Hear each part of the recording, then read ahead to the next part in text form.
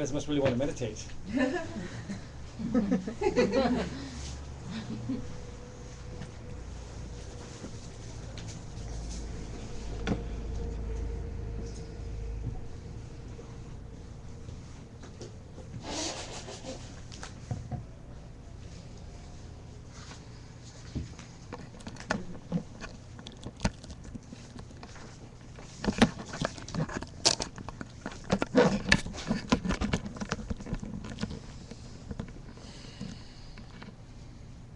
Is it working out? Just stay low. Stay low. No, you're good.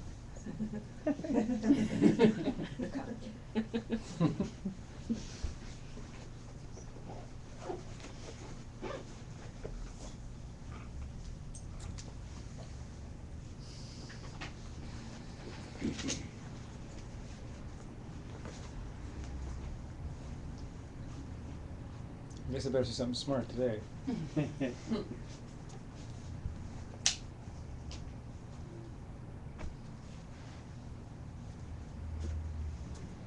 So, some new faces. You know the drill. Okay, you know what? I think we're running out of things. So, well, I'm not running out of things. I thought you would. Okay, we'll go around and we'll say. You know, this can take the whole class. We're going to be really, really quick about this. Say your name and say. I just want to say like your favorite band, but that could be hard, right? So I'm going to say like, just pick one of your top 5. One of your top 5 bands that you may have enjoyed over your life or recently, maybe your favorite top 5 bands. Just one of the top 5 bands recently. And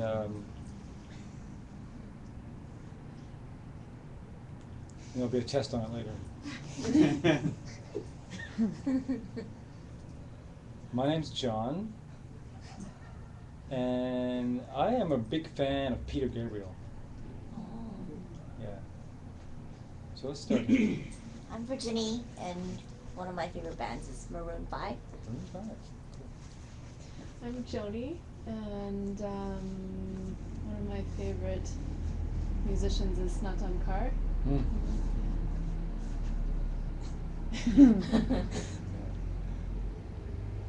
I'm Lara, and one of my favorite, Queen.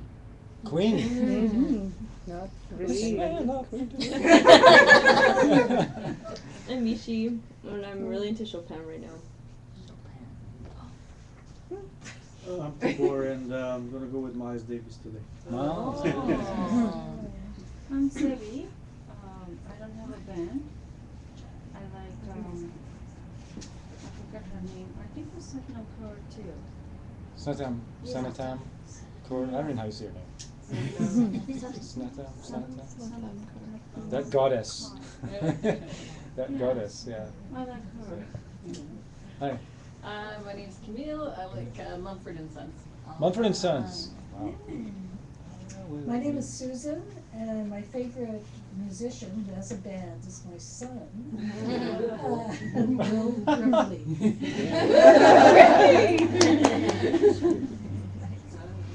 Hi, I'm Mariska. I've been enjoying Alicia Keys lately. I'm Basha, and I've been listening to a lot of Fleetwood Mac lately. I didn't go. Hi, I'm Sarah. I can't decide.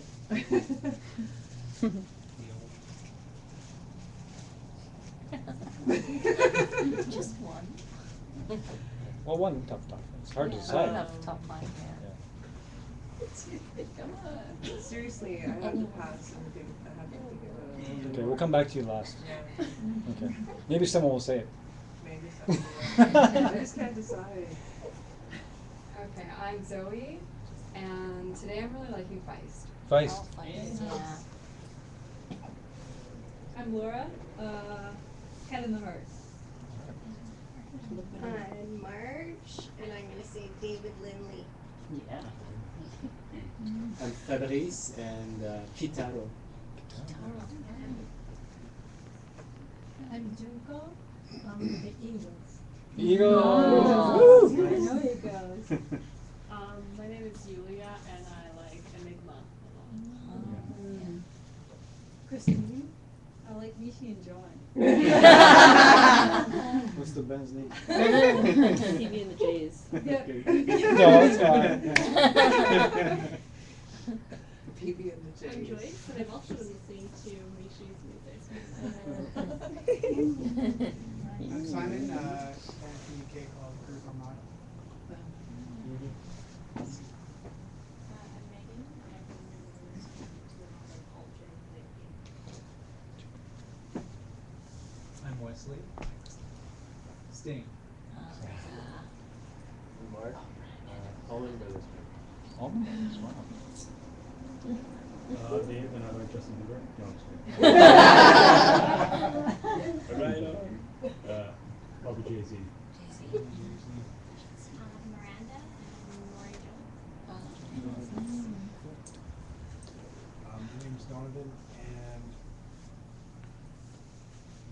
I like the music that Apple puts in their commercials. Another sucker for commercials. Yeah. I hate when they make you cry. Yeah. Sarah, you're not off the hook yet. Spit one out. Well, give us one. Give us a band. Rena Jones. Rena Jones.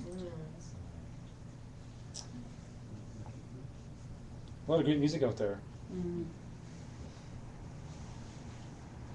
That's kind of nice because today,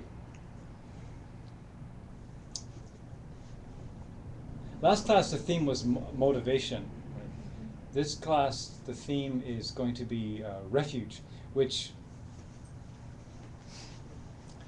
really means, you know, what do you think will help you? What do you think will help you?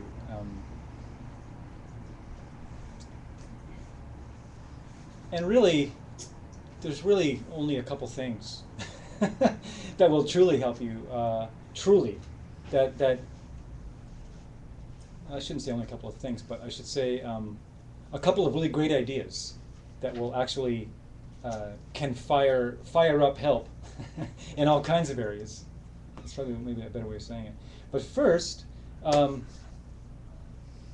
let's meditate. Start. And so this is class 3 of a 10-part class. So some of you, this will be brand new. Some of you it won't be. Some of it will be old school stuff. But we've been slowly building or moving ourselves towards a more and more subtle object.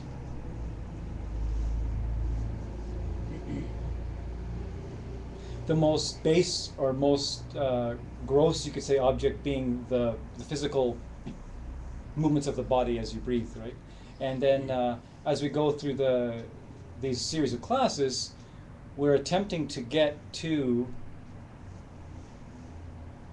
try and get a taste of the essence of what you may call your unborn mind. There's lots of ways of putting it, but the very essence of where your reality is springing from. And in order to be able to access that takes some time on the cushion or in the chair or whoever it is that you do that. So let's begin. So those of you who are wanting to meditate in Shavasana or lying down, then you can feel free to do that. What's most important at this point is that you find, and this is a good practice over the years or months that you begin your practice, is that you find your seat. You find what's going to work for you. I think I was mentioning last class that when I started meditating, I made a very brave attempt at sitting down cross-legged, which was very painful and unproductive. And I quickly moved to a chair.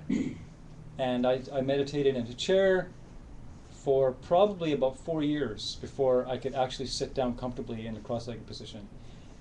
And even then it was still a little bit of a struggle, and then finally my hips opened enough for it to be comfortable. And I prefer it down there as opposed to a chair. Now I sit in a chair, I feel like I'd rather be down. But I know some great meditators that have been meditating in chairs for a long time and getting great results. So whatever posture that you want to use now, settle in and close your eyes.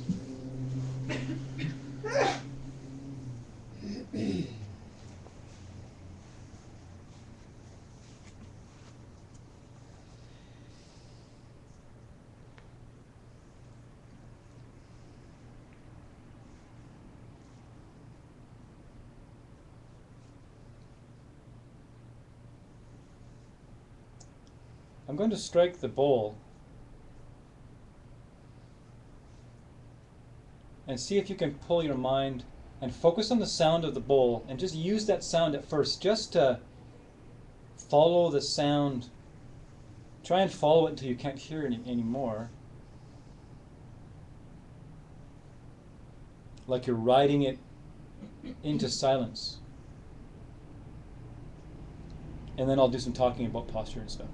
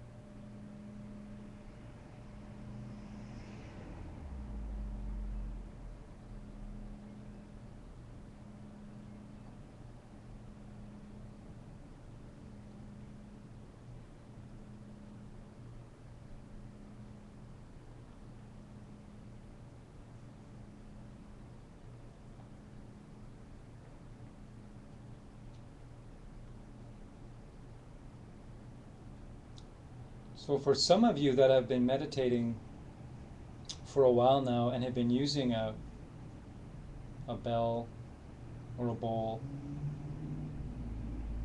you may already be accustomed to that sound, and then you may already have taken that and you've habituated yourself so many times to sitting that you're instantly still and relaxed. So much so that what I'm about to say, as I lead whoever needs it into more of a relaxed meditation, body and mind, then my words would merely be sounds that you hear on your landscape of your mind, and you wouldn't need the instruction. You would just be able to embrace the sound and perhaps not even give meaning to them. Just see them as ripples across the sky of your mind. For those of us who aren't quite there yet, we start at the beginning.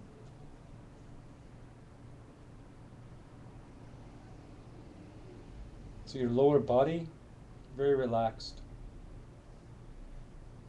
If you're lying down, you want to be feeling like your body's in a straight line from heel to crown. Even if you just have a mental image of some kind of line, it's good.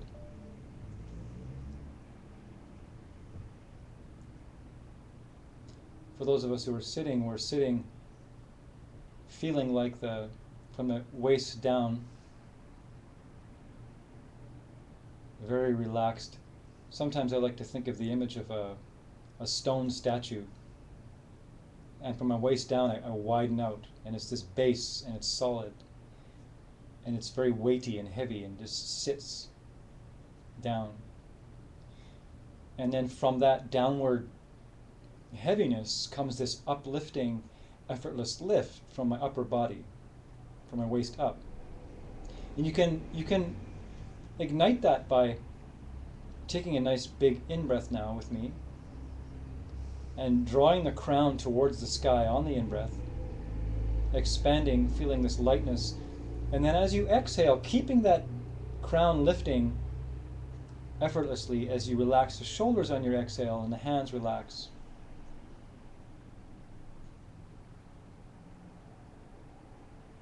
Placing the hands ultimately in a way that is comfortable, so that you don't need to think about your hands. They come to rest.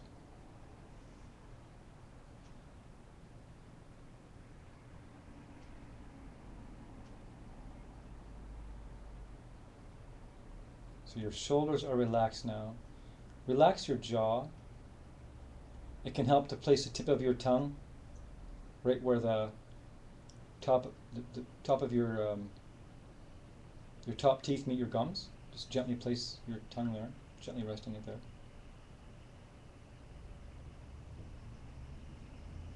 Depending on how you feel today or how you practice, you may have your eyes gently closed or slightly open, and you can try both.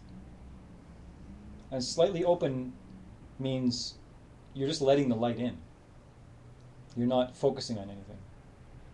That can be a nice way to brighten up the inside if you're sleepy.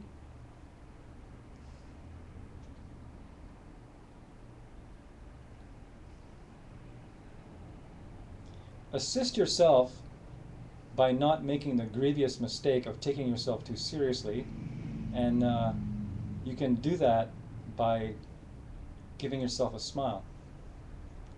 It doesn't have to be a crazy grin, just a gentle upward movement of the corners of your mouth.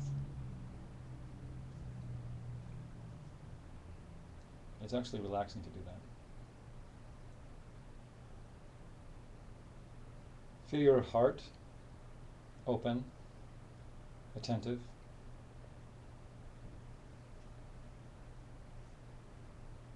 A great way to think of starting a meditation is if you're in the middle of a forest and you want it to be very, very quiet so that you could hear nature.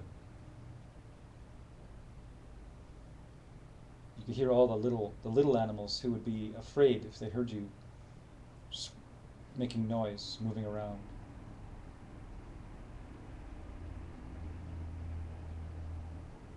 So it's this open attentiveness and stillness.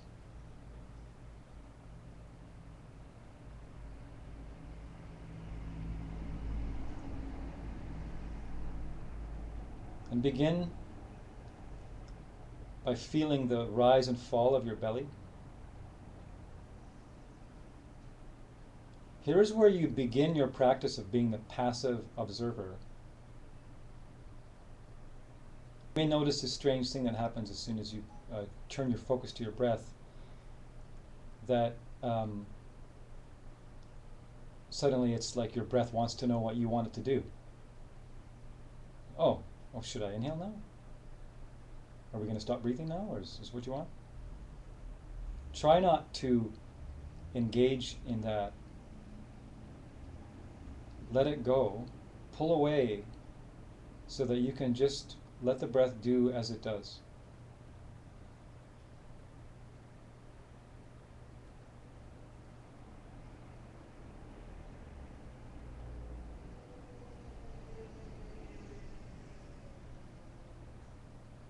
So you're using this to relax,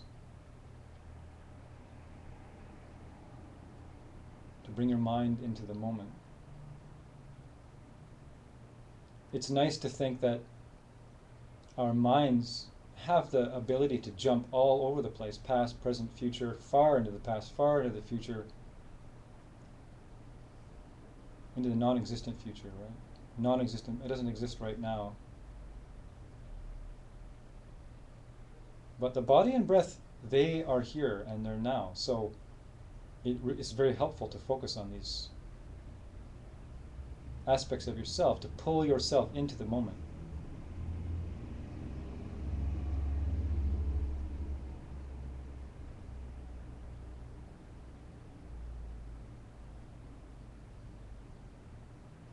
To enjoy the movement of the belly.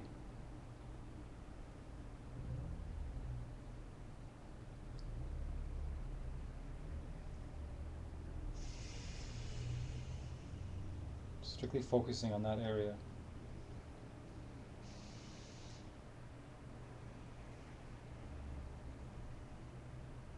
And now moving upwards to a more subtle object, we're going to take the focus upwards and place the mind at the tip of the nostrils and watch the breath from that place.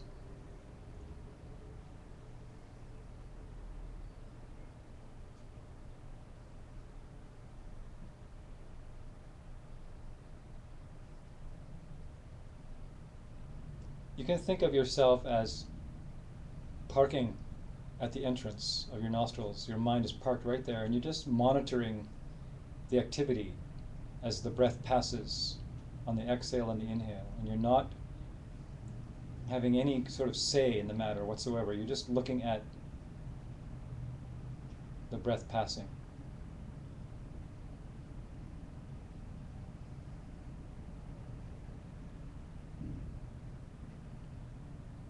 To help you build your concentration, if you need it, you can count. If you can keep your mind focused here without needing to count, you don't need to count. If you need the added focus of counting, then count like so. As your exhale finishes, you say to yourself 1. And then as you inhale, without controlling it, and then you exhale, on the end of your next exhale you say to yourself 2. And so on. If you manage to have as much stability in your focus to actually make it to 10 without losing count or drifting off, start at 0 again. If you happen to forget you're even meditating and you're just off somewhere having lunch somewhere, and you remember, oh, I'm supposed to be counting my breath, just relax,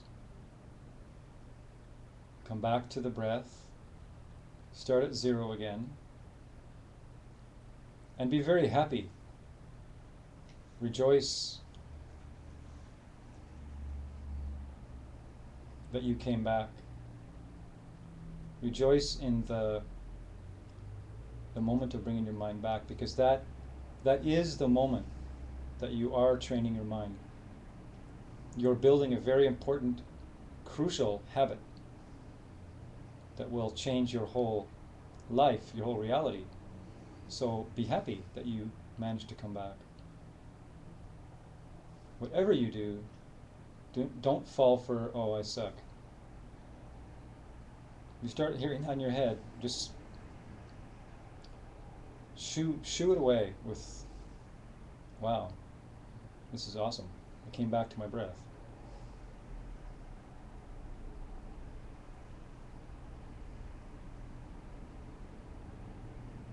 Just keep counting, or if just watching the breath, whichever it is for you.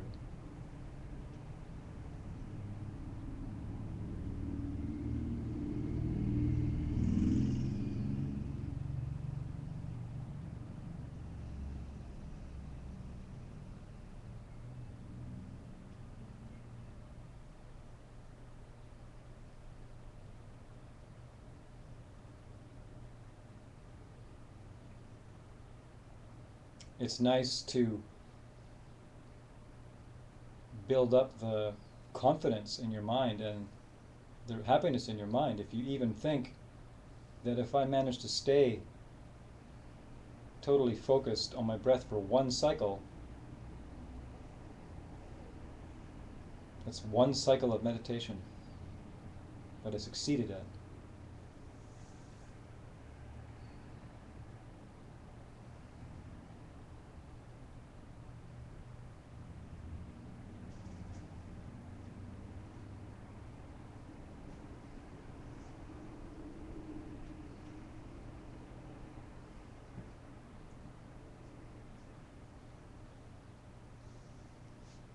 Now, if you've been counting, stop counting and just watch the breath. And then we'll now move into even more subtle way of doing it, like we've been doing in the last class, which is stepping back even further, so that you are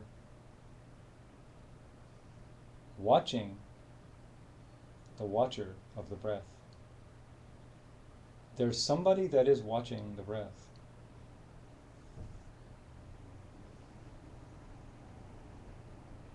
See if you can sit back. Nice analogy I've always liked is taking your hands off the wheel of the car, sitting in the back seat, and just watching who is watching the breath.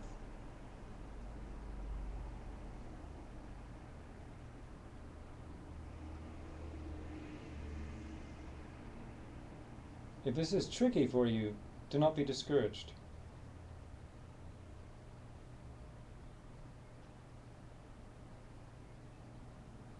Getting the hang of this kind of thing can take years, can take months, depending on where you are at. You may find out that you have been meditating in other lifetimes, and suddenly this thing pops and you have this great ability. Or you may have to work at it.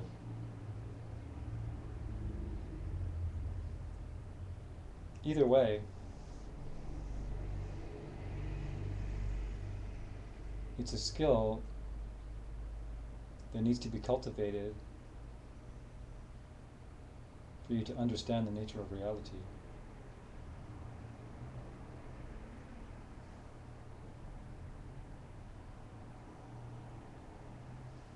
Now we shift our focus.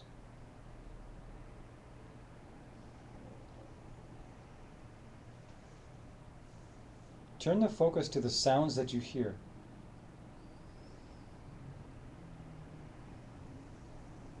Shifting from the breath to sound.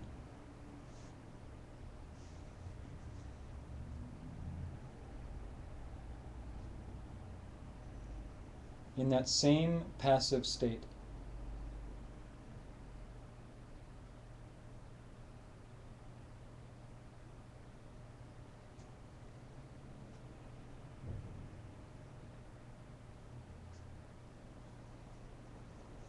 Which means don't try to follow it or identify it. Just let the sound wash over you.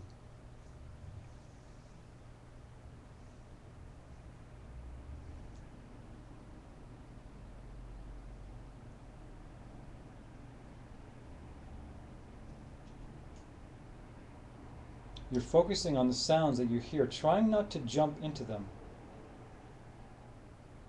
Just let them wash over you like a stream of music.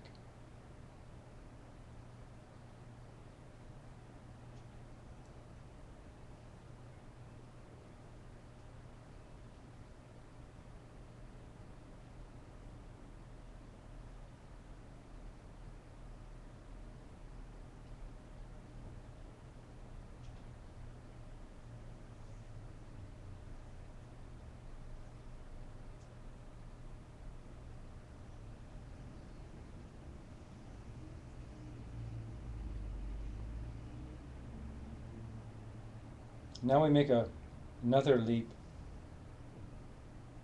and we turn our focus to a thought in your mind.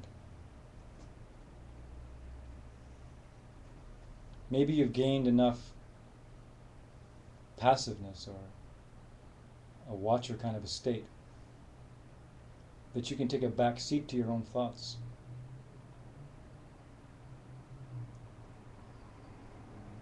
Letting each one come and letting each one go as it fades, as though it were the notes of a song.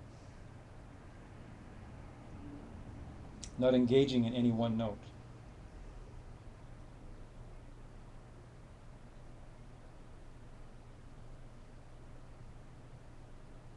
Just sitting in the back seat and watching. You're not the thinker of your thoughts, you're just watching somebody else's thoughts.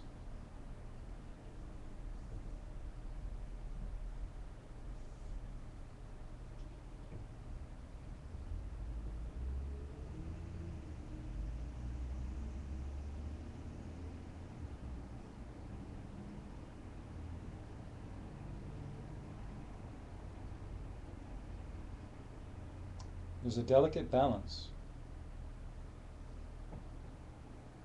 You have to relax your mind enough to allow the thoughts to come, to drift across your mind. But you also have to keep hold of your mind enough that you don't fall into any one of the thoughts. So it's a constant state of watching, but it's also relaxed.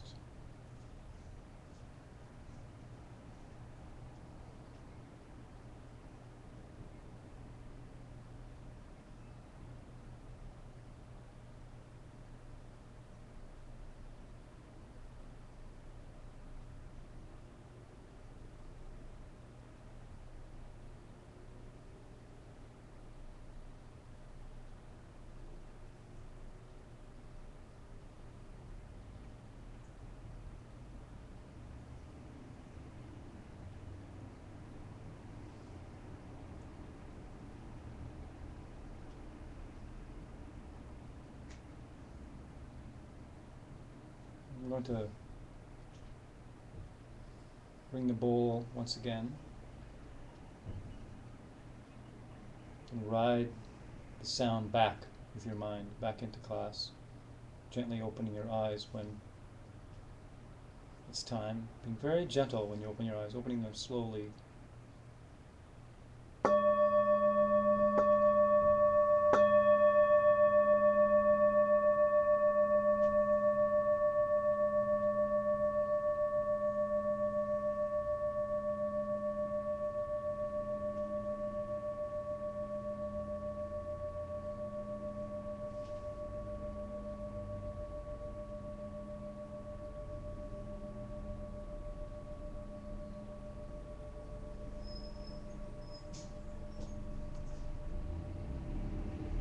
When you're coming back from a meditation, it's very helpful if you cultivate the habit of, at first, just having your eyes cast down,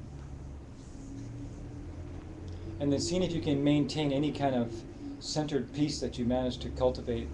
And then as you slowly open your eyes more and you take in more of the room, maybe you can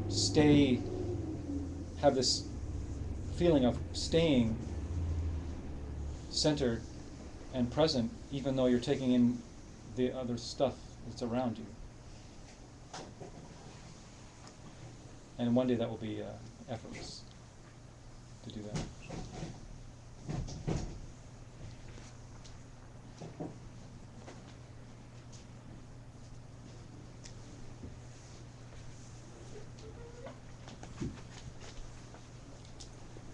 So that meditation, getting to the place where you can actually make that transition of being able to watch your thoughts. For some people, that's going to be a few months down the road. Or that may be right now. Right? And you can get the recordings of these meditations sent to you. And the transcription to these sent to you. And my advice would be, I gave kind of a lengthy sort of warm up to that place. So if you're the kind of meditator who finds it difficult to just get this watcher state happening, then hang out more with the body at first, right? Spend more time with the breath until you feel like you can make that leap into maybe sound and then the thoughts. And then, play around. Try for the thoughts for a while, or and see what happens. See if you get like washed away in the flood of your thoughts, maybe the next meditation start and stay longer with the breath and try the thoughts for shorter periods of time. What's good to notice is starting to get in tune with how the thoughts that you're having are pulling on your body. How they're like, starting to notice the little reactions that you have in your inner body.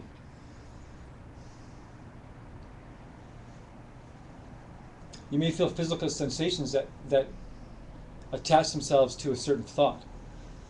Especially if we have thoughts about people, or opinions or judgments about people in our life, your body will give you clues, because you may be reacting to something.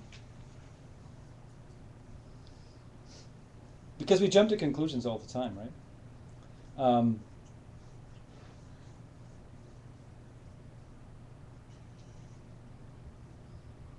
And so as we go further on, like say maybe next class, I won't spend so much time setting it up.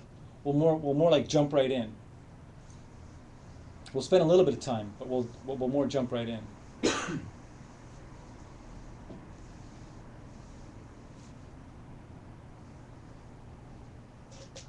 Because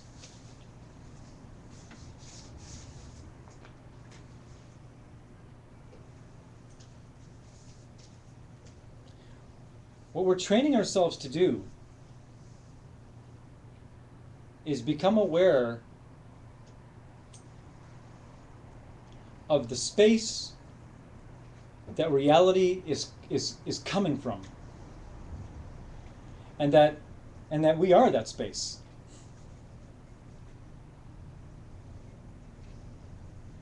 And most of the time, all we experience is this space is full. It's cluttered, right? It's like a cluttered apartment.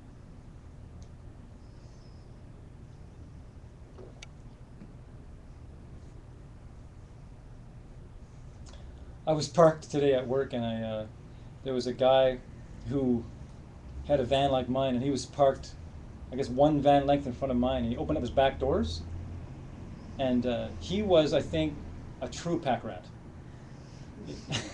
true pack rat to the. He had. It was like cutting an ant farm, you know, like in the side. It was like opening up, and it was just. I think he'd been collecting electrical wires for 10 years, I think, and they were just stacked up like spaghetti right up to the back of his door. And we opened up his door, and it was like a perfect mold of his doors, and just wires to the top. And I couldn't quite figure out what he was even opening the door for, because it was. But it was really wow. I mean, and so you can think of like the inside of his van like the space of your mind, right? And most of the time it's all wires, right? Most of the time we don't get it. We don't really get a break because we can't. It's too full.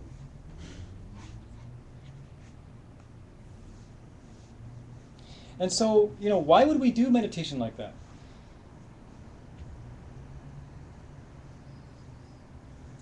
And that brings me to the next really important topic. And that, I was saying, like the theme of the day is refuge, right? What we go for help for. It's an interesting subject. It's a kind of a loaded subject. Because for one thing, because we're brought up in this Western world, for one thing it does for many of us is it immediately brings up our pride. I don't need any help. I know what's going on around here, right? I'll tell you, you know, I've been like that a lot in my life. And when I actually had the good fortune to actually, I don't know, so some part of me, some grace came in my life, and I saw someone who looked to me like a teacher, like someone who could teach me something. And that's a fortunate moment, because before that, you know, I thought I had it all figured out, right? And if you think you have it all figured out, well, then I guess then you're done, right? You're not really gonna get any higher, because you don't have the mental room, right? You've already put the lid on. And for most of us, we've just gotten used to a certain level of subtle irritation, a series of disappointments that we can deal with, intermingled with some triumphs, right? These little triumphs that we have that don't last that long, right? Maybe we can make it through the afternoon on a compliment someone gave us in the morning. Right? And that runs out, right?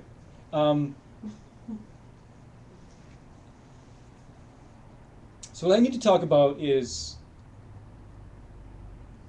how is it that we can actually go to someone or something and get ourselves out of our own way?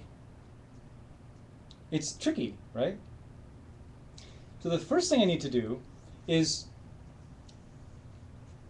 there's a refuge, sort of, this is like the highest idea of what refuge is, and that is an idea. And it's one idea.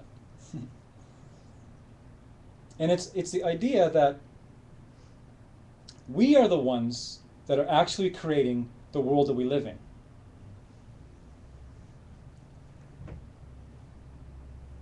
That we are the ones that are responsible for how we feel our body, how we feel our mind, how we experience ourselves in the world,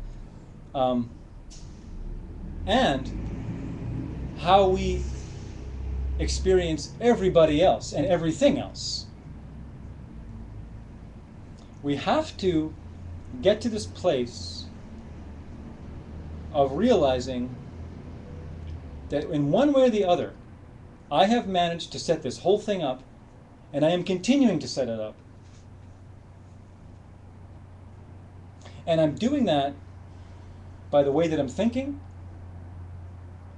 by the way that I'm speaking, and by the way that I am either taking care of other people or not, right?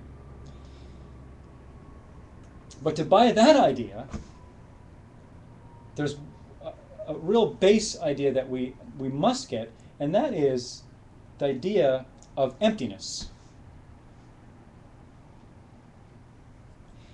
And emptiness is a very tricky word. Emptiness does not mean, empty yourself of thoughts and be calm and let, the river take you. That's not what emptiness means. Emptiness does not mean that things don't exist, that the world is empty, void of meaning. That is not what emptiness means. And the only way that I can show you what emptiness means, I have to demonstrate what emptiness means. So I thought today would be good to use something that we don't often use. I'm going to use this. This thing, right?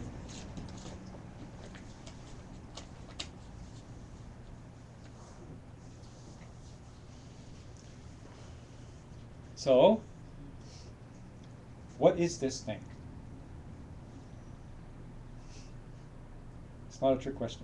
$20 bill. It's a $20 bill. It's a Canadian $20 bill with the Queen Elizabeth on the front and a beautiful art in the back. It's a piece of paper, right? With some stuff on it. A 2 and a 0. Placed in just the right way. That when we see it, we go, $20. All right, $20. Here's $20. Right? What if you gave this to a 2-year-old? Just imagine for a second that you're a 2-year-old and you're hanging this above them on your crib. What is it? What do you see now, a 2-year-old? Mobile. A mobile. A mobile. Yeah, a mobile. What what if I laid this down on the, what if I laid this in the way of an ant who was walking, trying to get across the insanely big floor? You know, when I do, it's the strangest thing. I do concrete in the day, and as soon as like we'll place the wet floor, and as soon as I'm on there, I'll trowel it smooth, and as soon as I take one wipe of the trowel, ants decide that I must conquer this thing. I don't know what they're thinking, and they leave where they were, and they decide to try to cross this deadly field that they're not going to make it across, because the concrete's going to kill them, right? So it's strange. Anyway, so it's sad, you know, because sometimes they come out when I'm in mid-swing of my trowel and I can't stop it. It just, I kill an ant. John is not happy for a second there. But most times I can get them out, right? But anyway, so you lay the 20 down in the ant's path. What is this thing? Concrete slab. Concrete slab? An obstacle? Yeah. What about an adult who what about an adult from some country who's never seen Canadian currency? Right? I don't know, maybe you're from Mexico or something. Maybe you're 13-year-old Mexican and you're on vacation in Canada. You've never seen Canadian money. And you're looking at this thing. What would you see? Art. Pardon? Art. Art, right. You know, or anybody, like maybe someone who has never even seen currency at all, you know. So, but for us, right, it's 20 bucks, right? It has value. This has value to it.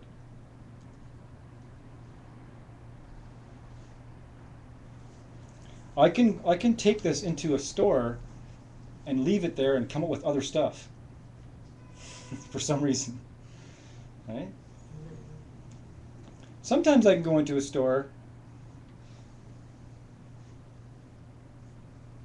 like I had this idea that I take this 20 into a store and I'm going to be able to buy coffee-flavored Haagen-Dazs. But sometimes I go in there with this thing that should be able to get me Haagen-Dazs and I can't. Because there's no Haagen-Dazs on the shelf. You know? Or sometimes I go in there and I'm thinking, okay, I'm gonna get 2 Haagen-Dazs for 20, because this stuff's expensive, you know? But I go in and it's on sale, I can get 4. Right? So what is the value of this piece of paper, right? Where does it come from?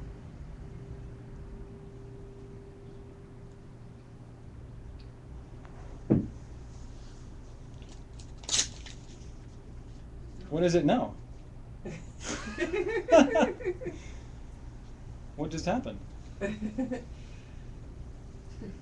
that can be repaired later. Money that can be repaired later. Right. Thank God for Scotch tape.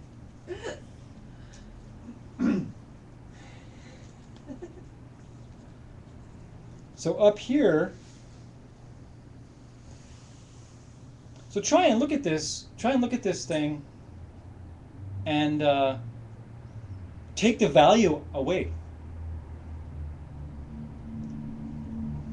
Can you look at this and not see a monetary value?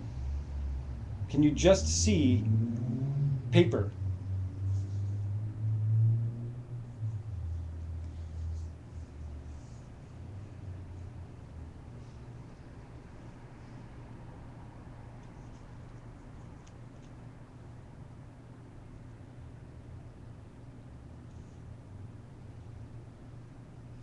It really looks like 20 bucks, doesn't it? Yeah. It would be easier without the 20. It would be easier without the 20. That's why I pulled it out. We are caught up on money. Yeah. It would be easier if it wasn't the 20. Right?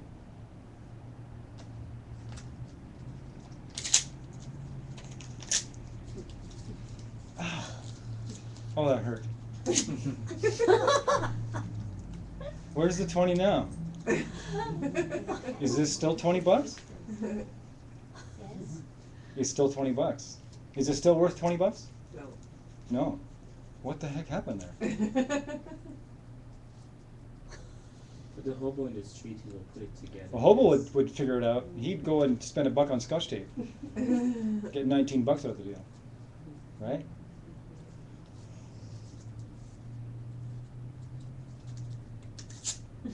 It's getting harder.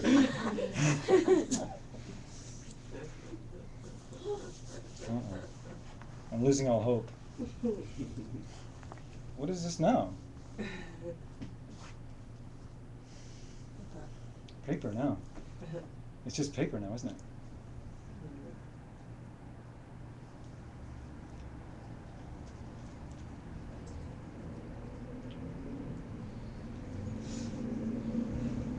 We put that onto, it's like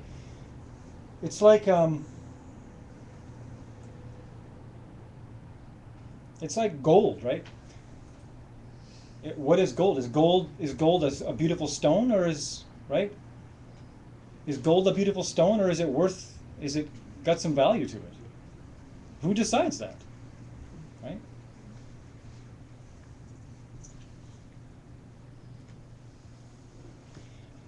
You know, it'd be easier with this, right? Be easier. Oh yeah, I can see that. That's not necessarily anything from its own side. But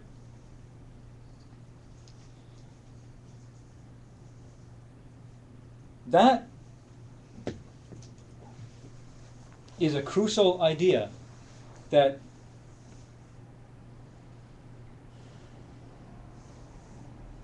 how we see our reality is coming from us. That thing that was once a 20 is now just a pile of what was a 20.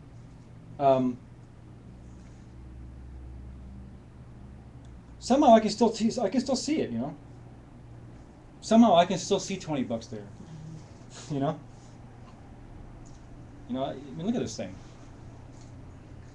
right? You look at that, and somehow there's still 20 bucks in there, right? How is that even remotely possible?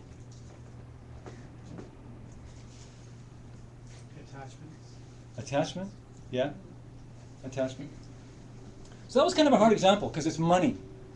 It's money. But if I use this object, you know, same idea. You know, if a dog saw this, it would be like a chew toy. If a yogi saw it, oh hey, this is it's a gong ringer. You know, I don't know, maybe an office person might see a paperweight. Right? But the crucial idea is it's not in the paperweight, right? So that the 20 was never in the 20. It was never in the 20.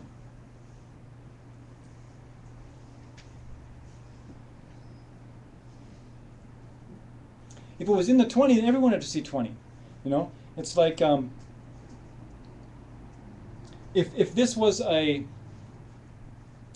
bowl ringer from its own side, it would be emanating bowl ringer. And there may be some of you that just think that this isn't a bowl ringer anyways, right? But there's some part of my mind that's labeling this as a bowl ringer. And it looks like it's coming from here, right? It looks like it's coming from the object.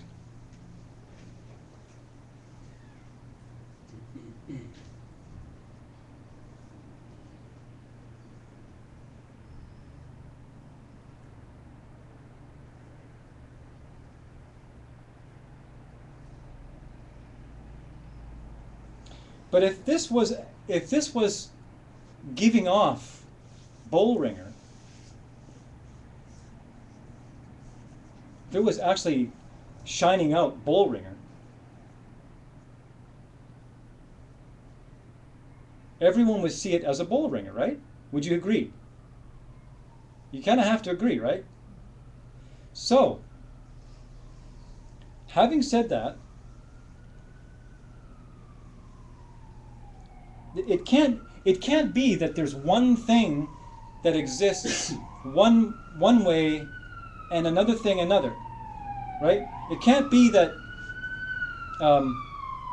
there are some things in our world that are giving off their reality and presenting their reality to us, forcing us to perceive them, and other things aren't. So if this isn't a Bullringer from its own side, in other words, if this thing is not giving off the essence, the Bullringer, then nothing else is either.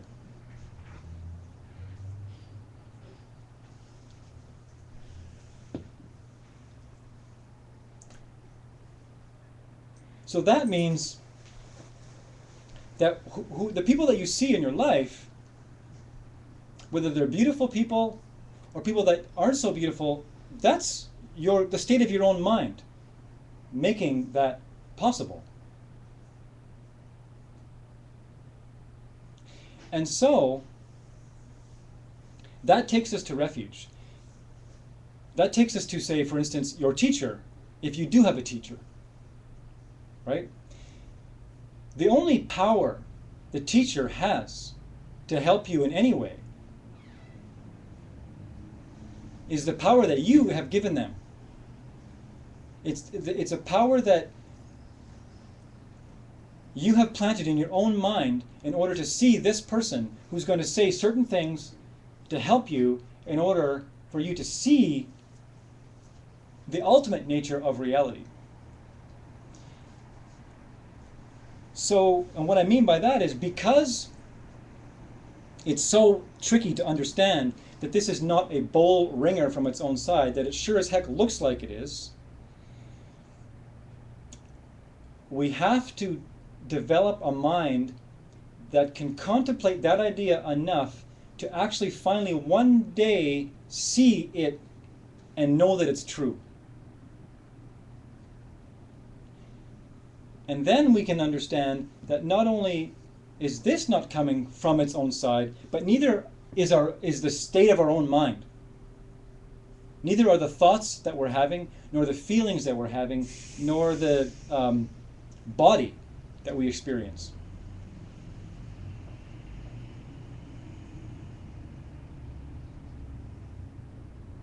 And that's an experience called seeing emptiness directly. So what you're doing when you see emptiness directly is you're seeing what isn't here. And what isn't here is Bullringer from its own side. There's no Bullringer inside here.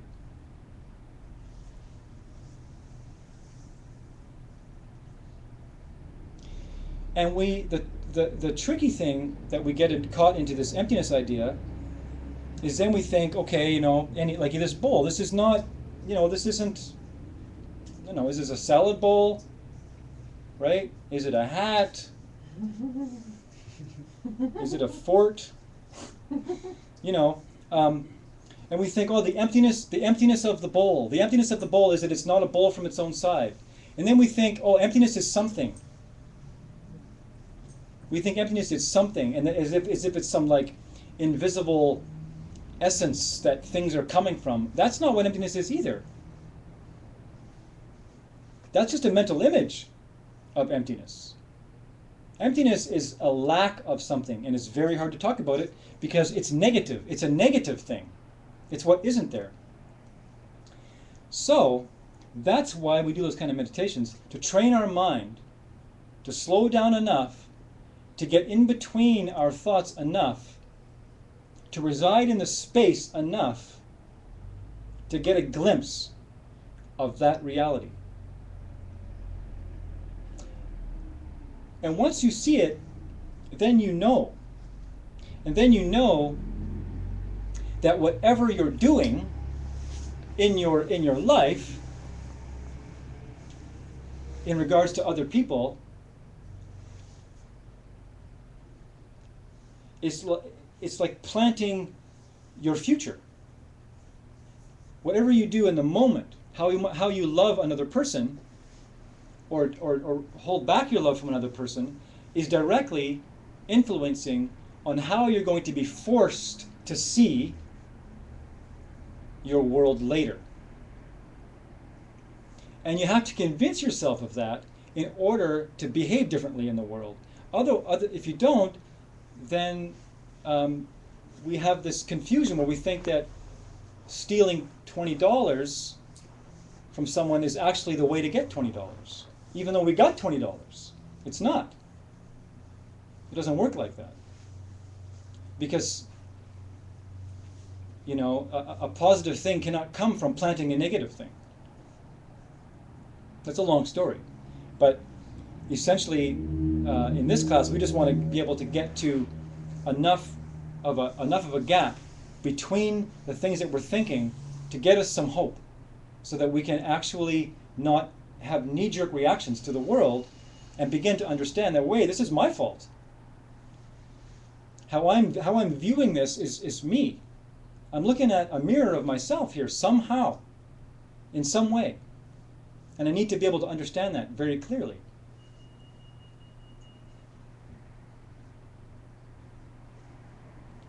You know, you can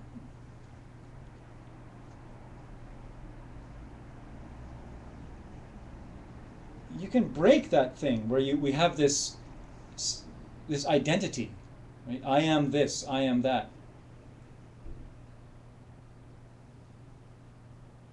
I don't know, a nice way of, maybe a nice analogy for what we plant in a moment is, you ever notice that maybe you've been having a bad day and you're walking down the street, and some guys come up the street or some girls come up the street and they're just like radiating and are smiling at everybody, right? And they look at you and they say, hey, you're beautiful, man, right? And they keep on going, right? And something lights up in you, right? And you smile, and you smile. And your mood changes a little bit. And you take that little self-absorbed cantankerous thing that's been going on in your head, and it somehow shifts, and then you take that smile this person gave you, and then you're smiling at everybody now, right? And you're walking down the street, and you're starting to see smiles. But what you don't realize is that you're smiling. And, hey, look, everybody looks happy all of a sudden. Well, it's because you're walking down the street going, hey, right? And so it's kind of nice, because you can think, if you smile at one person, maybe you're smiling at the whole universe, right? Because maybe that one smile that you gave that one person, well, maybe they'll smile to somebody else, and maybe over time, right? Maybe in 20 years, it will have gone through the whole universe, right? And in that one moment, you smiled at the whole bloody universe right there. But, right? The only way that you can really kind of get that concept is if you buy the idea that you have an effect on your world. You have a direct effect on your world. Every single moment that you think a thought, you're affecting the future world.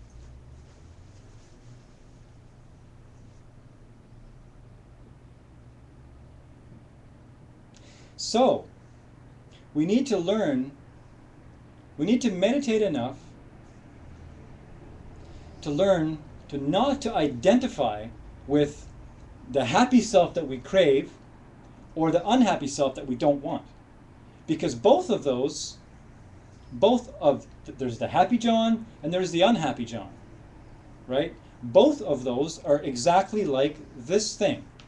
They're both projections, and they don't last. Our mind is a changing thing, right? Your mind is always changing. It's a constantly changing, shifting thing.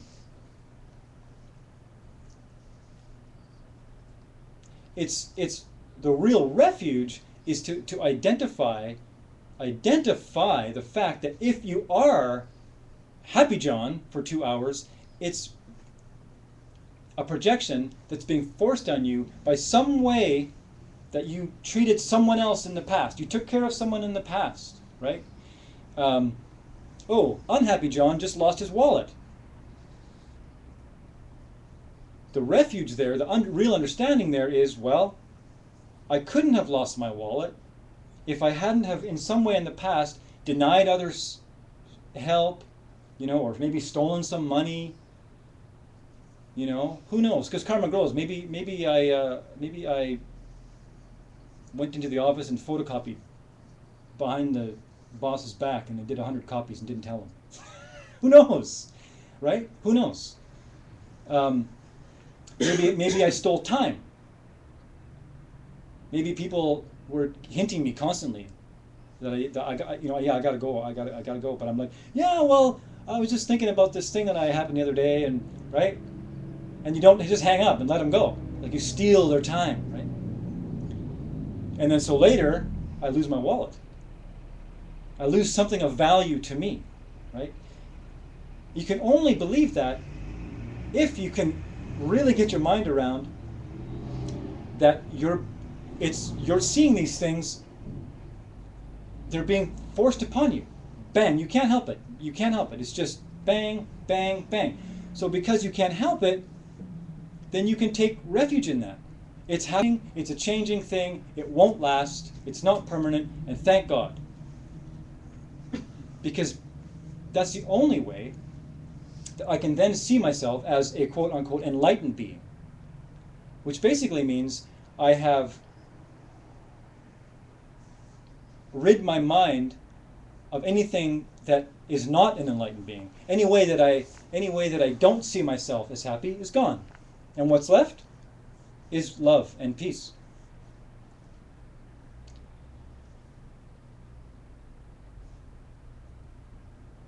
And if we don't meditate enough to calm the mind enough to start to get a handle on that, then we are a victim.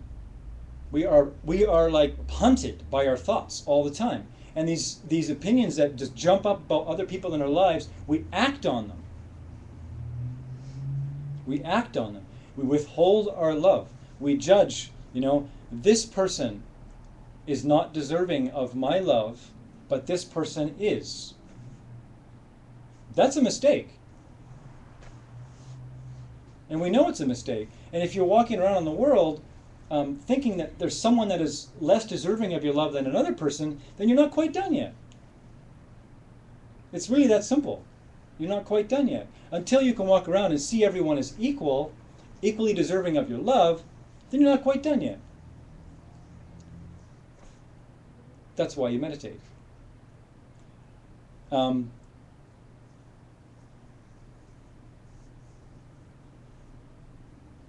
Because we think the mind is in our skull, right?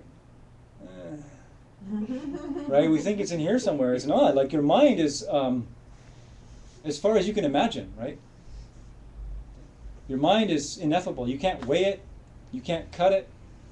You can drop a bomb inside next to you, Your body will go into smithereens, but your mind will remain untouched by it. There's a part of your mind that is as large as the universe that you can imagine, right? So we need to access that place, because that is the place where your reality is emerging from. Your reality is emerging from this space of your mind. It's like that van, right? You couldn't have that van crumbled up with those wires unless that space was there inside the van, right? But we can't see it. Why can't we see this unborn, unobstructed mind? Because we don't understand the nature of how we are constantly in relation to our world. Subject, object.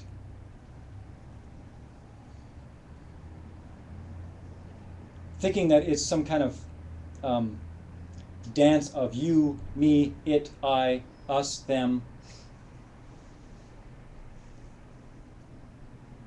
And so the planet wars, right? And we war over property. We war over beliefs. We war over my idea is better than your idea. So let's move on to another meditation. But before we do, let's all stand up. Let's get some air in here. And then we'll sit down and do one more meditation.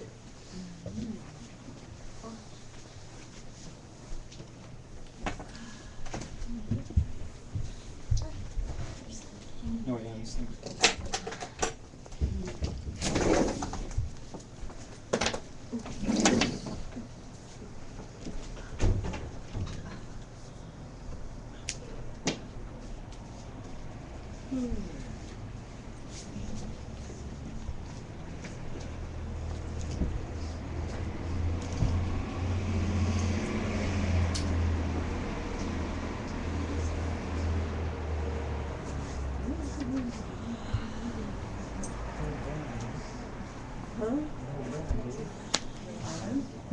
Yeah. I can decide to like Is one enough? There was three that popped away, and one I couldn't remember the name. Was this and that was the one. No. I thought for sure you were gonna say Black Sabbath. Seemed like a good idea all the time. That would have been so funny.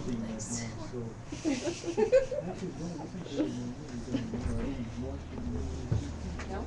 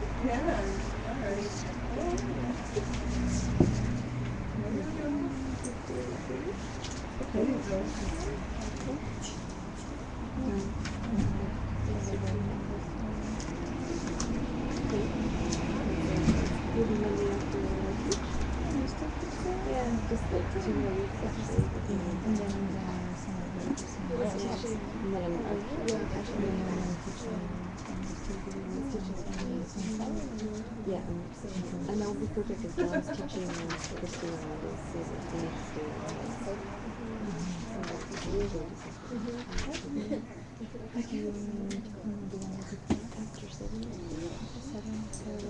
So let's come to seated. We're laying down.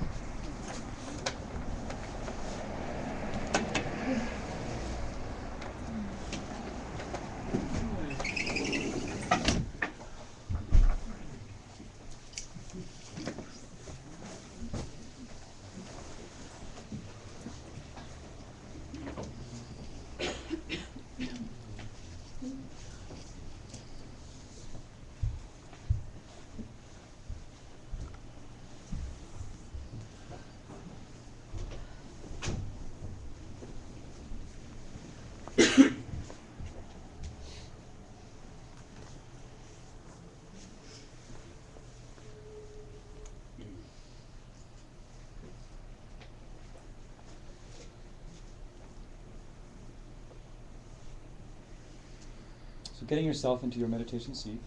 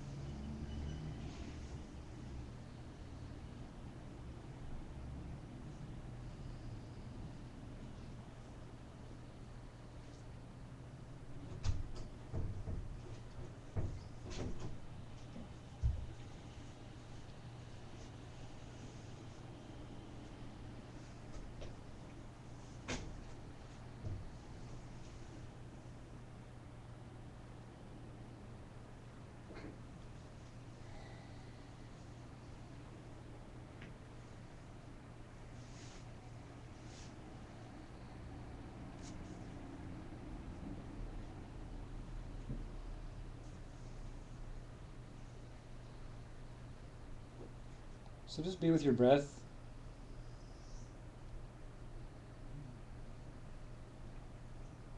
Just jump right in. Take a few moments to be with the rise and fall, the movement of your breath, settling in, relaxing.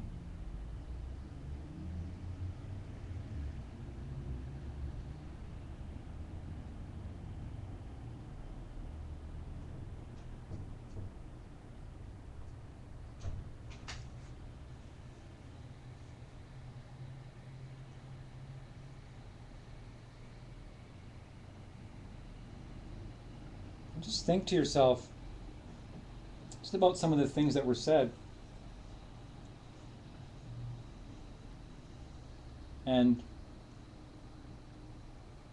how radical that idea may be to some of you or not. And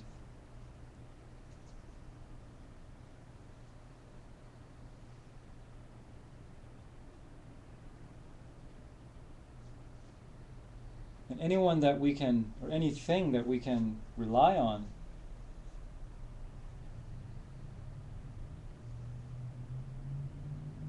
is coming from a power that we give them.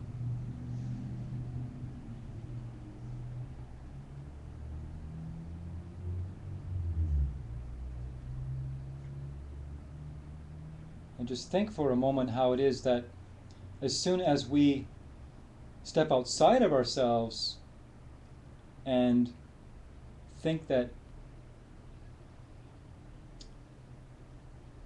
this chocolate bar has the power to make me happy from its own side. It's giving off delicious goodness, and it's going to make my body happy. I'm going to be happy when I eat this thing. That is not what we would call refuge. We would call that ignorance. And we can prove it to ourselves by just thinking, well, if it really was, this chocolate bar really was this, then everyone would find it that way. It couldn't possibly, no one could be allergic to it. No one could choke on it.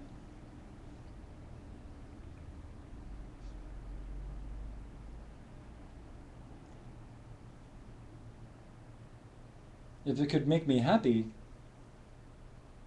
if this chocolate bar had the power to make me happy, well then I should just keep eating chocolate bars. And after about 7 of them, there's something about these chocolate bars that has changed. I'm starting to feel sick now. I think I actually might vomit. Wait a minute.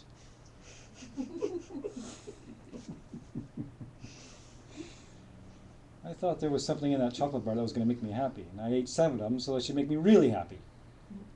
Something's gone wrong with my theory. But if you take the first chocolate bar that we went, back to the first one, take minus 6 bars, and then you're looking at this bar and you're about to eat it, and you think, well, if I like the taste of this and I enjoy this, it must be something that I have loaded this bar with goodness somehow.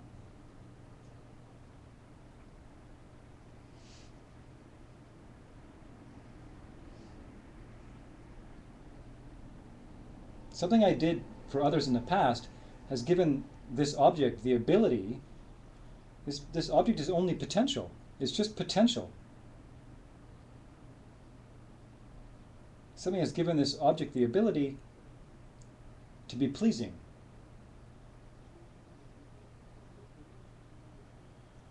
And if I was really smart, I'd break it in half and give my friend the other half, so that my friend could also have some bliss from this thing I'm about to eat. Because that's how it happened in the first place.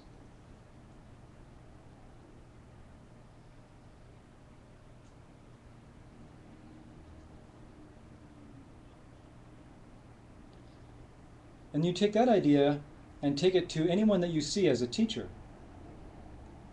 Who is the teacher that can help us?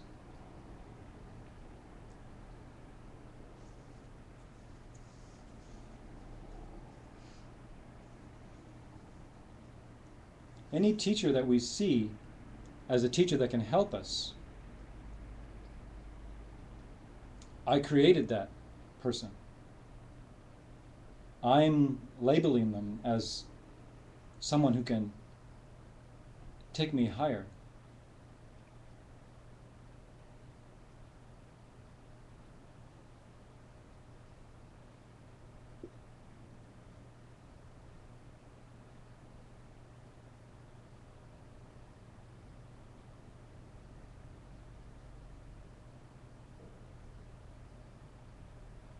I know this is true because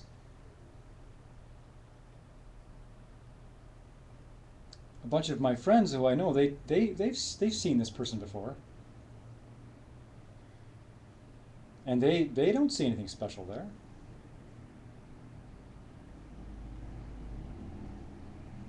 In fact, when I tell my friends things this teacher said, they think I'm crazy.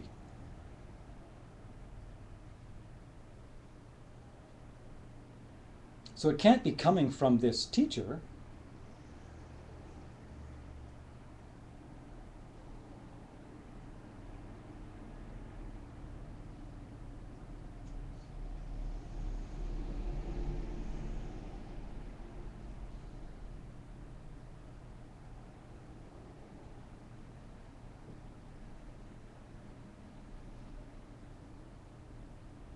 That's the emptiness of my teacher. What isn't there is holy teacher. I have given that person the label. I have the good fortune to give that person the label.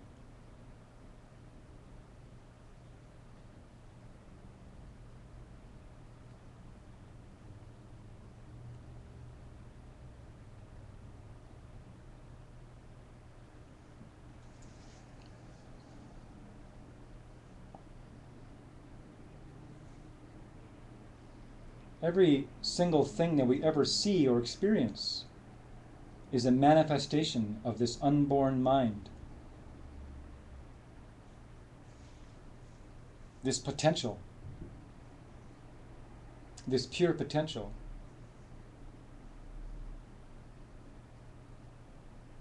And because it doesn't recognize itself, it appears falsely.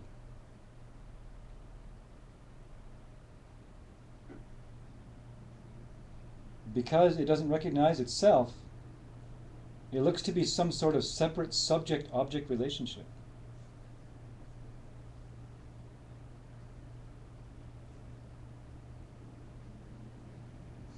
In the same way that the waves stir up the water,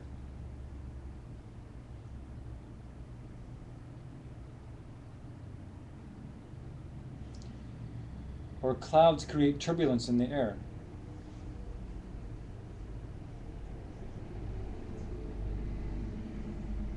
the mind stirs.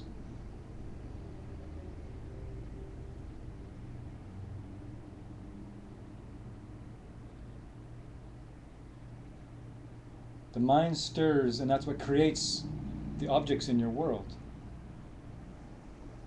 Your mind stirs and the winds stir, and that's the universe being created.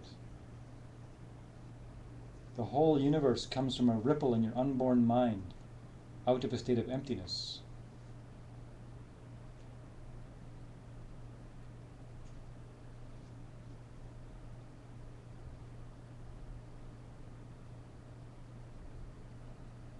Thinking about the room here,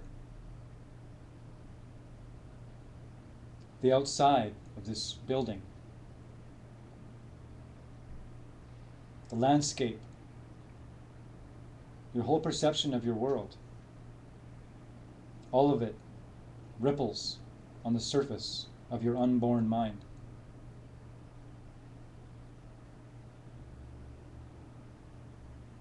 You can see it as ripples on the surface of your primordial mind.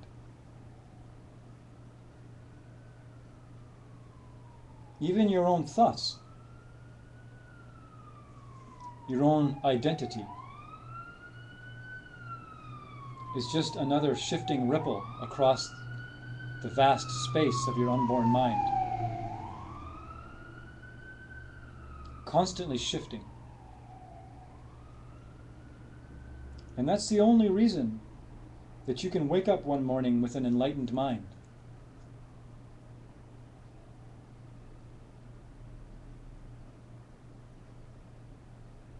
If that were not true, it couldn't happen. You would be stuck in motion, in a still frame. All is movement from the vast stillness of your unborn mind.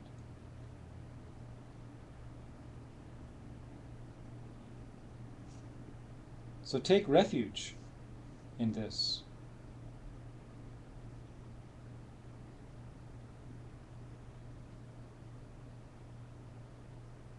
It's not over. It's a constant becoming. As any ripple that surfaces across your mind that is telling you you are not enlightened,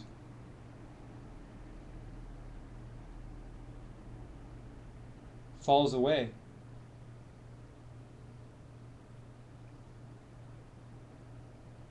and you begin to experience yourself as pure bliss, love, happiness.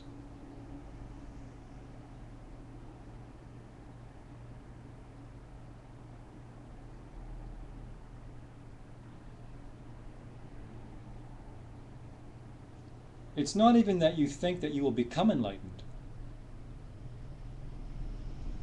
because now you just relate to this tiny part of your mind. It's more like enlightenment will surface across the universe.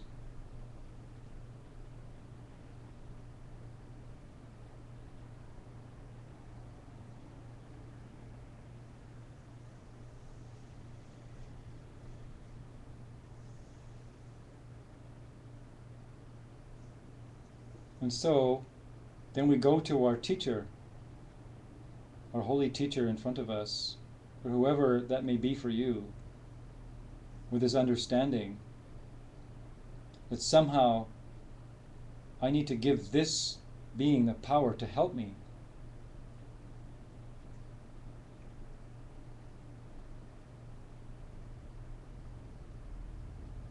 And so then you see them as this one perfect, immaculate being.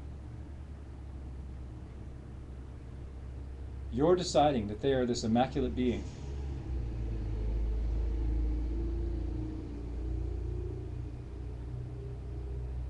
And you want to purify your mind. And so tell them something that you regret doing. Something that you did recently. To remove that from your mind. Promise them that you won't do it for a certain amount of time. And then feel in your heart that it is completely purified and that the obstacles have been removed. And now you have a direct line to your teacher. A direct line, person to person.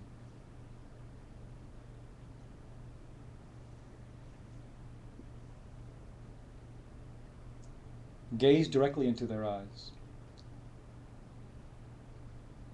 Beg them for their blessing. Ask them to bless your mind to see emptiness directly. Ask them to bless you to understand directly how it is that your reality is being made. Beg them for their blessing to see the reality of your own mind. Beg them that your understanding of how emptiness makes all things possible keeps increasing. And beg them that you can always see them in a perfect and pure and holy way.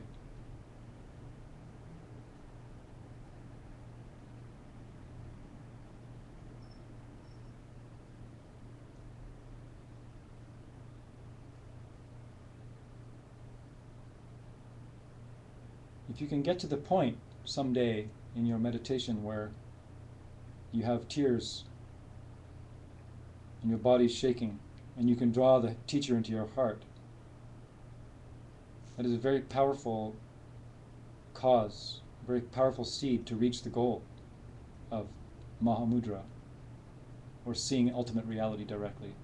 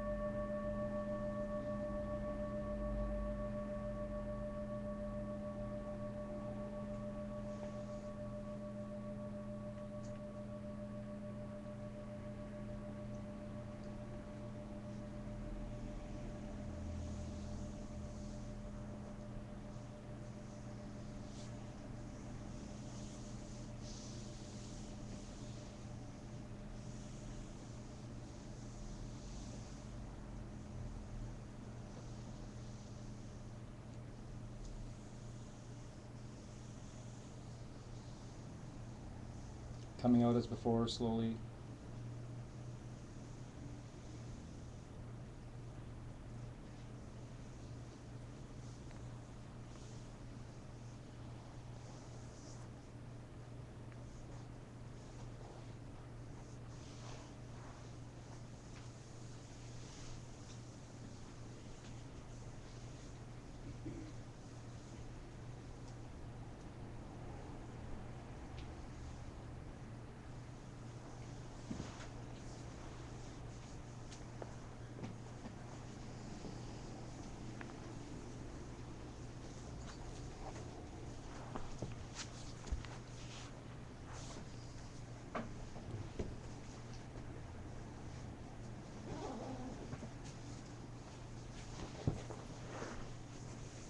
So next class, we actually crank it up even more and start to really go into emptiness.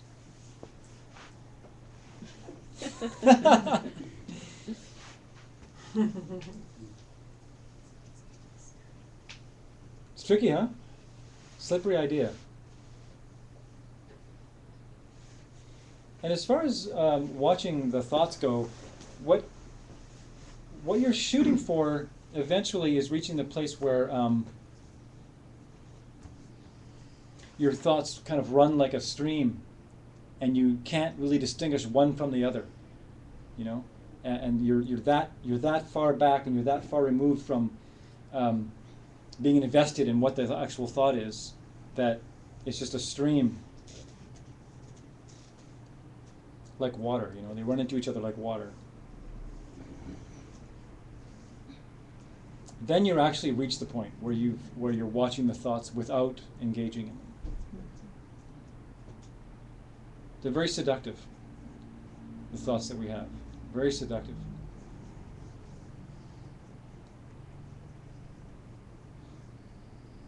Any questions before we wrap up?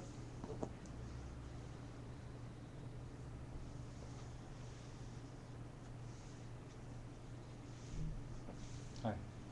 So if everything is empty,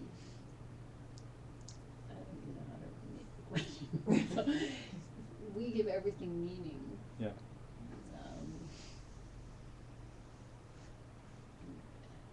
I sense a $1 million question coming up here. I'm not even sure what the question is.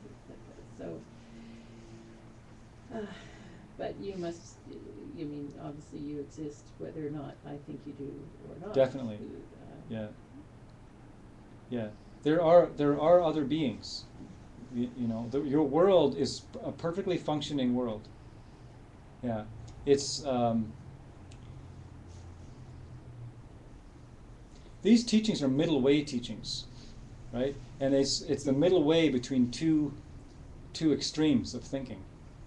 And we're like paving the road, and we're like careening down this thing. We're trying to stay in the middle of this road where part of our mind wants to think that everything is exactly as it appears, right? And the other part of our mind, especially when we hear these kinds of teaching, is like everything's empty, so nothing matters, right?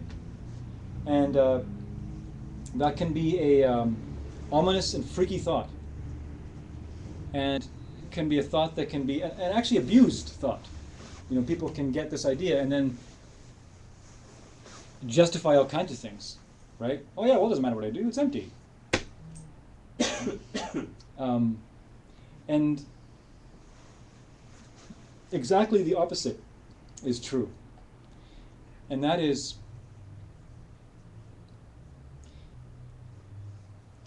if okay, for instance, I'll give you this example. So this sound of this is empty of being pleasant or unpleasant.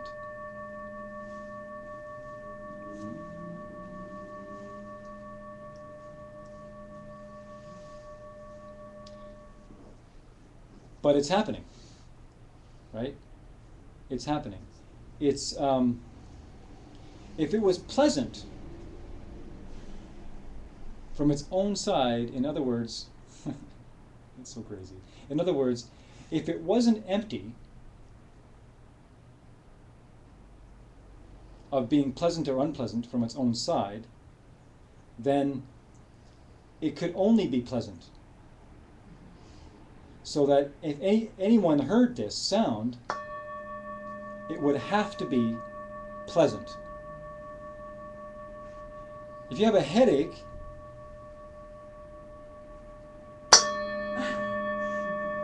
you're like, when is this guy going to stop ringing the bell? Right? And it would seem like it's my fault, right? Where the person next to you is going like, please don't ever stop ringing the bell, right?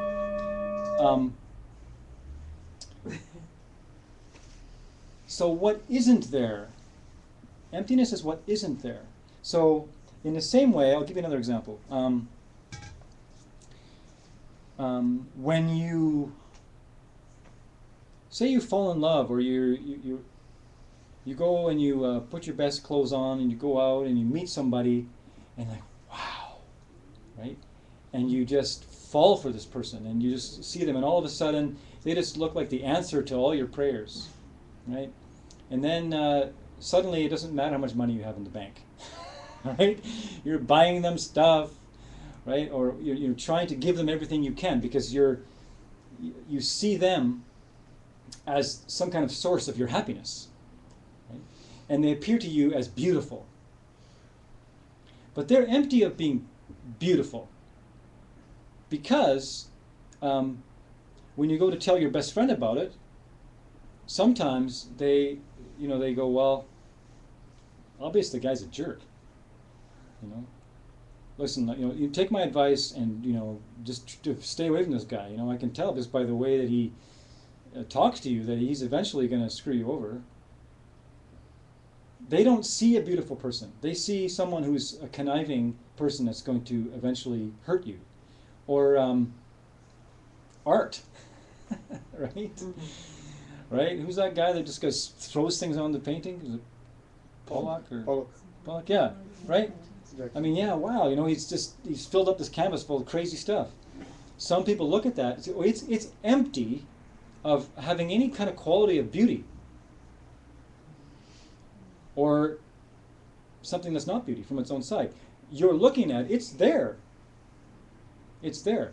If you have certain kinds of things in your mind that allow you to see it as beautiful, it is beautiful. And it is beautiful. If you have other things in your mind that can't see it as beautiful, it is ugly. It is ugly because you see it as ugly. In the same way, and that the world functions like that. Why that's important is because we can learn to treat our lives, treat ourselves, and treat the people in our lives with loving attention and care. And so you can think of it as like a mirror. Whatever we put in there echoes back to us in the future.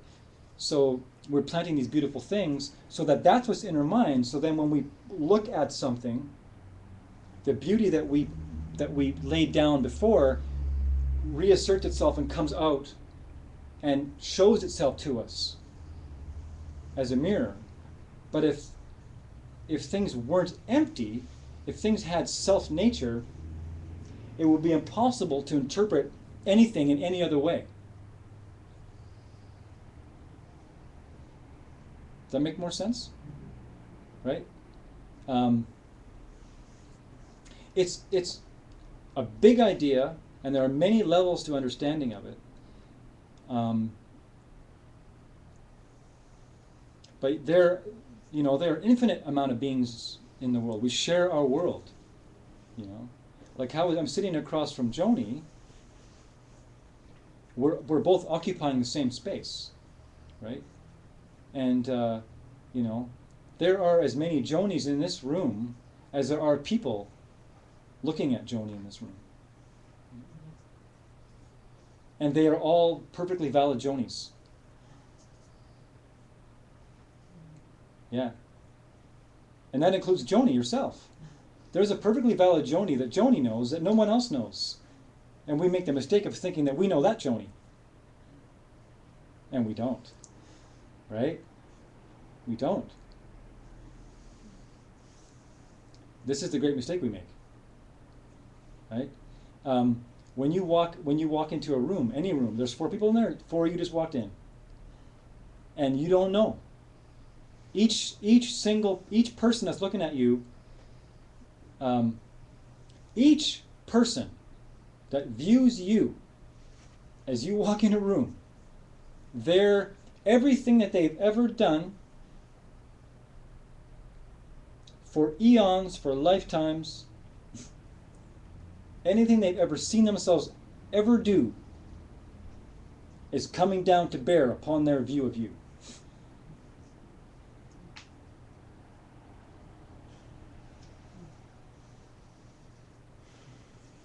So when you meditate enough and get a gap between these onrush of thoughts and start to learn that, well, I better start treating people with kindness, I better start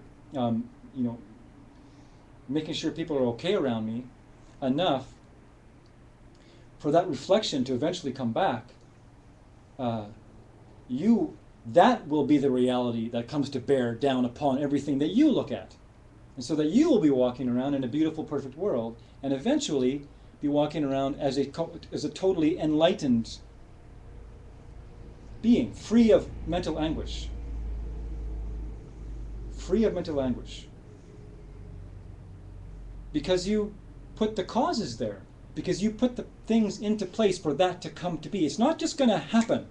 You can't just hope it's going to happen and continue on with your life and not meditate, not change your behavior towards each other, assume that your lover is to blame for your bad mood because he didn't do the dishes, right? If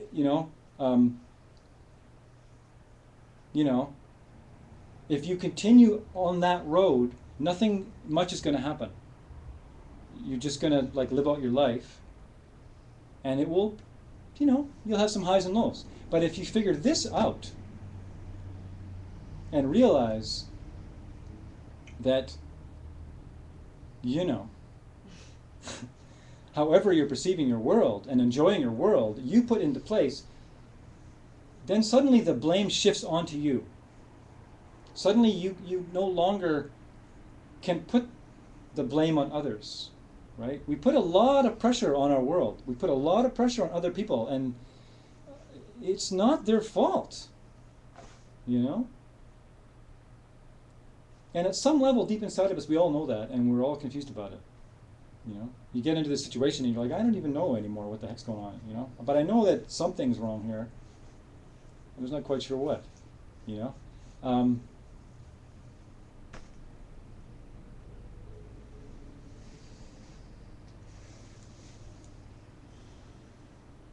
Make sense? Yeah. Try it.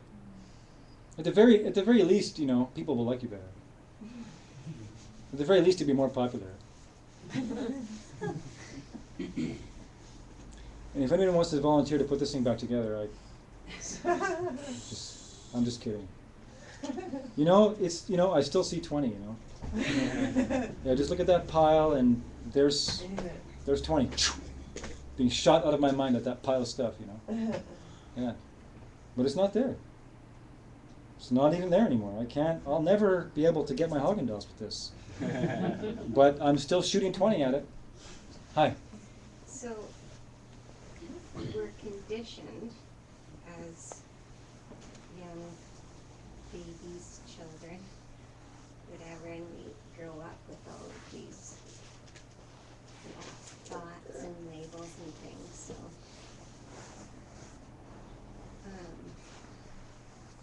to become more empty. I don't know what I'm trying to say, but that to me has a lot of meaning about when I judge and look at people. Sure. And you know, and it's a horrible thing to do that. You don't ever think it's horrible. But well, I think it is sometimes, but then I don't think about it sometimes. It's unhealthy. It's automatic, yeah. Yeah, it's unhealthy, and it gets us in trouble, but Yeah. it doesn't help to think it's like some horrible disease, because everyone's got it. A lot of people have it. Anyway, so you're talking about the influence of patterns that have been like instilled in us from since we were babies, right? Mm-hmm. And how they're so hard to break, right? You know, it's true, and we're all different. You know, we come in the world with. You kind of have to buy past lives, right? You have to buy the idea that this isn't your first time around, right? In fact, it's like your umpteenth time around, like beyond counting. And so when you come into the world, there's a whole different set of projections that are in place. And you come in with a whole set of potential proclivities, right? Some kids come in and they're like, you know, I heard recently about a kid that when it rained, he would really get frantic and want to go outside, and because he's worried about the worms that would be potentially stepped on by people, right? This is like, I don't know how old this kid was, maybe 5, 6, I don't know, but that's kind of unusual, you know. Most kids, you know, they want to go watch their television show, you know. And so we all have our own set of patterns that we have to deal with, and we can break them. And it takes a bit of work, and it takes recognizing that they're there. And this is what will happen, I promise you this, if it hasn't happened already. When you start to meditate and get clear on these things, what will first happen is you will start to think, oh my God. What am I doing with my mind? It is not pretty, it's ugly in here, right? That has to happen. You have to go from being completely ignorantly blissful about the state of your mind to, oh my God. Then you can start doing the work, you know.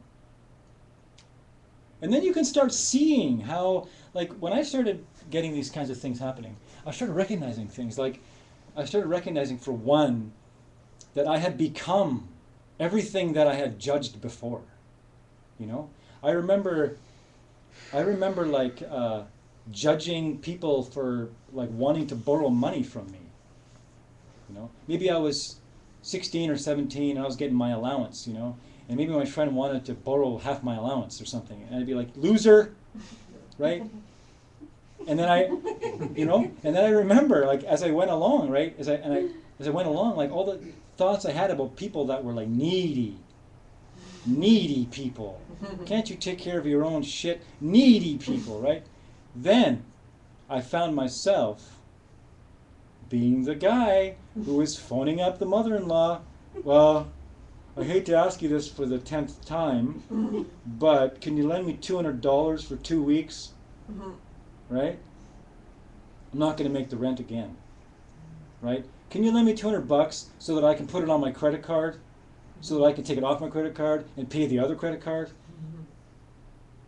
And I had this very distinct realization that I had become the full-blown version of all the nasty thoughts that I had about everybody else, right?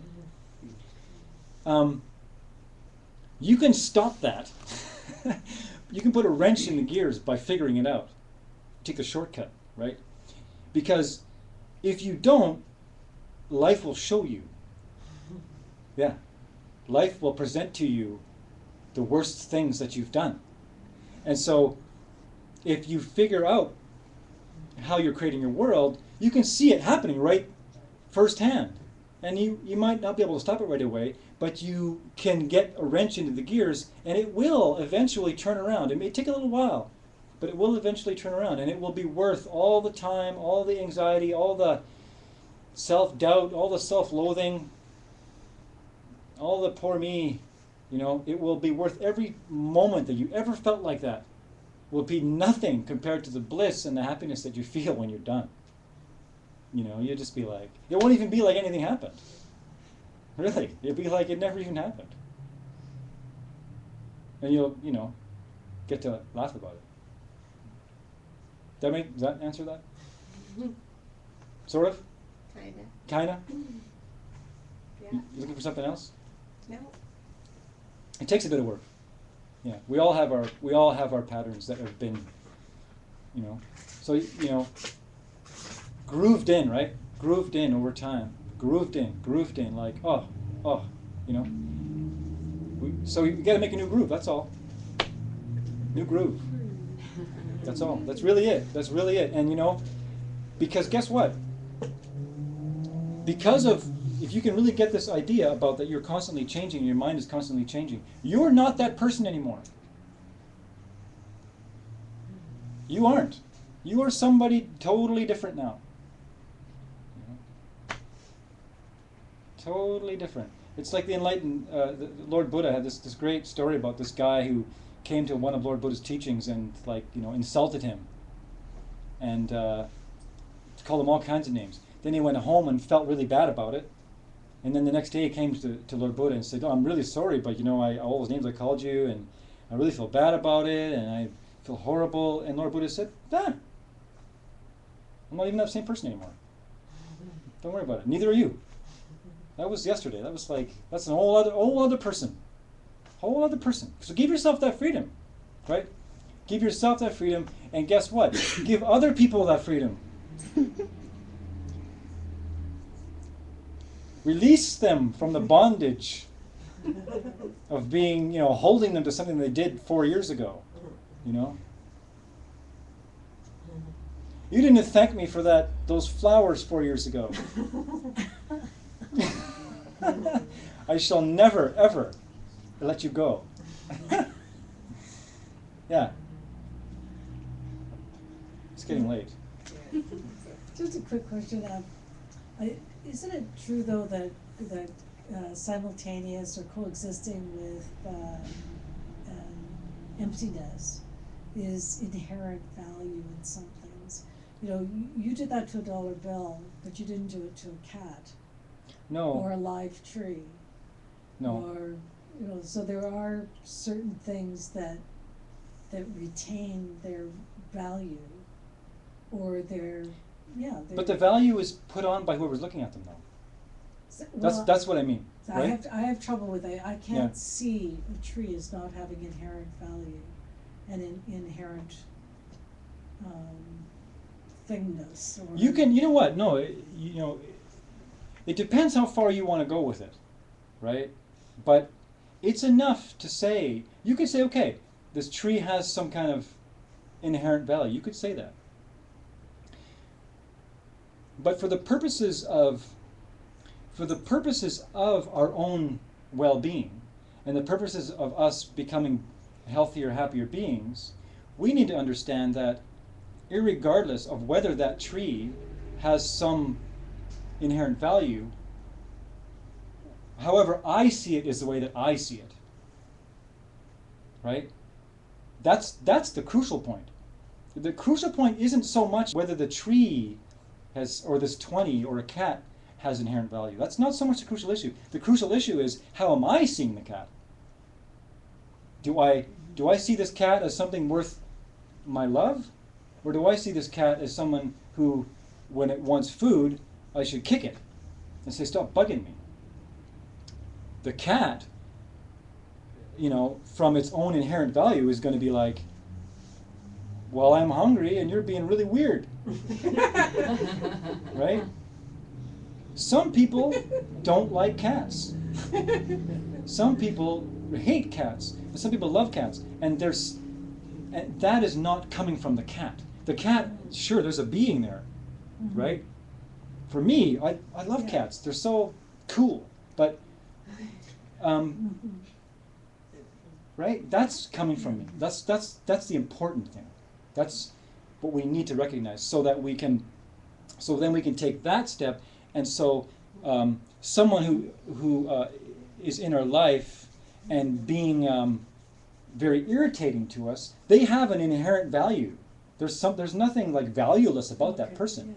But, right? How does it go? They're not irritating until I'm irritated. Right? Yeah. Yeah. Anybody else want to, take a stab? All comers. But it's getting late, and I'm sure people want to get going. I could do this all night. Okay. Email. Oh yes, please. Email. If you want to get a MP3 of the meditation and a written version, please put your name here if you haven't already. So yeah, that's Mishi. Versus doing the stream thing. Yeah, you can also. It's portable. Yeah, you can. Yeah, I'll send you all the last week's too. Then. Yeah. It's just the meditation, not the class. It's not the class. It's just a 10-minute recorded meditation. But if you. had more Did you listen to? Oh, there's a whole. Yeah, there's a bunch of. Yeah. Did you listen to whether Yeah. is archiving? Yeah, they're archiving. And are they accessible to the public? Because I had a few people tell me they were not, but this was